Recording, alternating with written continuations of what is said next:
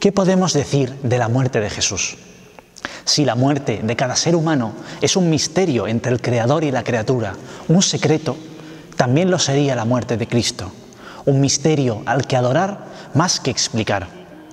Santo Tomás decía que el hecho de que Cristo murió por nosotros es tan arduo de explicar que el entendimiento no puede comprenderlo. Dios ha hecho con la muerte de Cristo algo más que nosotros no podemos entender. El Viernes Santo ha sido entendido tradicionalmente como un día de luto, un día de dolor. Sin embargo, en medio de las tinieblas sigue brillando la luz. En estos tiempos tan tristes de la epidemia que nos asola, tenemos que pensar que en medio de las tinieblas del Viernes Santo brilla la luz de la cruz.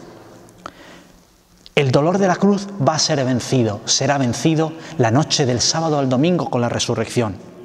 Tenemos que recordar, al contemplar a Cristo crucificado, que nuestra salvación depende solo de Cristo, lo cual tiene un sentido que toda la liturgia del Viernes Santo y las lecturas van desgranando. Vamos a irlas viendo. En primer lugar, me gustaría hacer referencia al libro de las Lamentaciones, que los monjes leemos, o más bien cantamos, en los maitines del Viernes Santo y del Sábado Santo. El libro de las Lamentaciones contiene una pequeña serie de poemas que fueron atribuidos al profeta Jeremías. Son poemas en los que Israel, o la ciudad de Jerusalén, se lamenta por haber sido destruida por los babilonios. Es un texto triste, es un texto duro, pero quizás ahora, estando nuestro país en esta situación, sea el momento más adecuado para leerlo como una plegaria que grita a Dios por los muertos, por los heridos, por los enfermos, por tantos como ahora están sufriendo. Cada uno de nosotros en estos días estamos invitados a hacer nuestro el dolor del mundo, a interceder por él, a interceder por todos los que sufren. Fijaos que el texto más importante del Viernes Santo es la Pasión según San Juan, pero viene precedido del llamado cuarto cántico del siervo del profeta Isaías. En él encontramos algunas expresiones duras que luego la Iglesia aplicaría a la pasión de Cristo. El siervo, ese personaje desconocido del Antiguo Testamento, de él se dice que soportó nuestros sufrimientos y aguantó nuestros dolores, que fue traspasado por nuestras rebeliones y fue triturado por nuestros crímenes. Todos errábamos como ovejas, cada uno siguiendo su camino, y el Señor cargó sobre él todos nuestros crímenes. Le dieron sepultura con los malvados, entregó su vida como expiación. Lo que el Señor quiere prosperará por su mano, pero por los trabajos de su alma verá la luz. Os invitamos a leer todo ese capítulo 53 del profeta Isaías, que también retrata en misterio, como adelantándolo, la muerte de Cristo. Jesús es el siervo y hoy, como entonces, sigue sin figura y sin belleza, despreciado y olvidado en los olvidados y los despreciados de hoy. Tenemos que recordar aquí esa globalización de la indiferencia que tanto recuerda el Papa Francisco. En aquellos de los que nadie se acuerda está Cristo sufriendo. El filósofo Blas Pascal decía que Cristo seguirá en agonía hasta el fin de los tiempos, y es verdad. Hoy podemos ver esa agonía de Cristo en todos nuestros compatriotas que sufren. Ahí Jesús, en la cruz, desfigurado y herido, viene a ponerse en nuestro lugar. Su sufrimiento será redentor. Por los trabajos de su alma, como dice el profeta, verá la luz. Es el grano que cae en tierra, muere y da fruto. Junto con el texto de Isaías, la gran lectura del Viernes Santo es la Pasión según San Juan, que os invitamos a todos a leer. Es un momento clave, es la muerte de Jesús en la cruz, tal y como nos la narra Juan, donde Cristo parece reinar desde esa cruz desde la que sufre.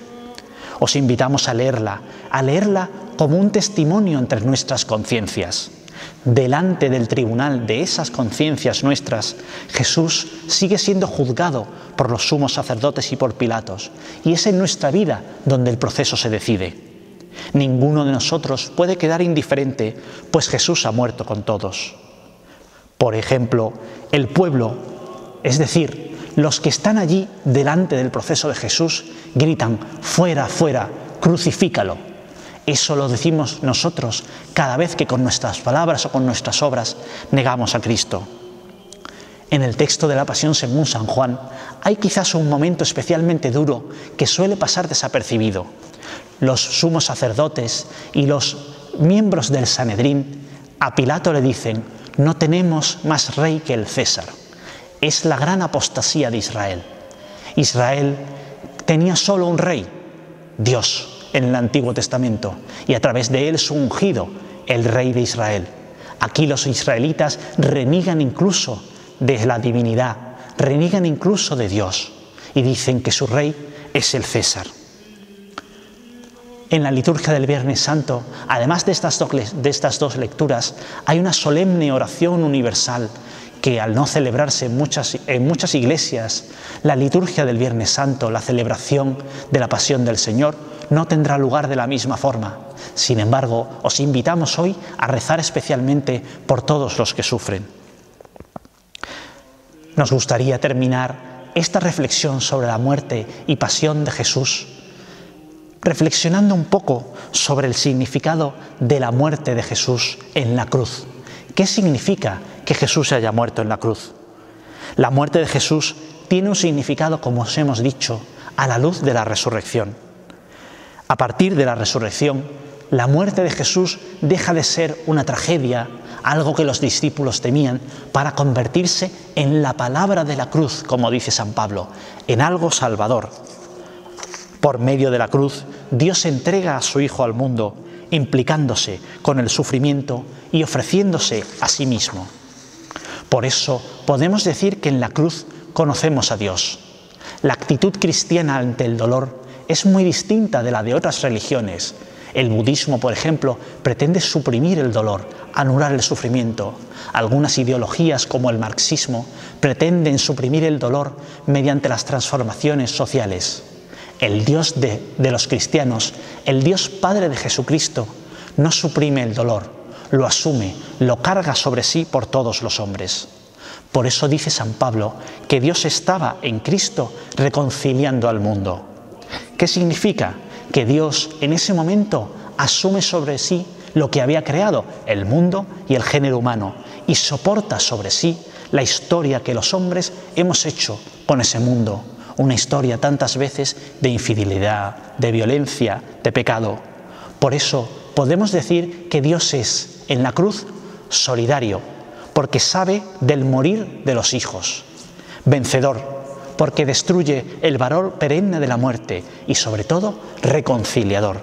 La cruz se convierte de signo de condena en signo de misericordia, de perdón y de unión entre Dios y los hombres. Así, podemos concluir que la cruz es el don de Dios, el don que Dios nos hace de su Hijo, para que en su sangre podamos tener vida y sustraernos de la muerte.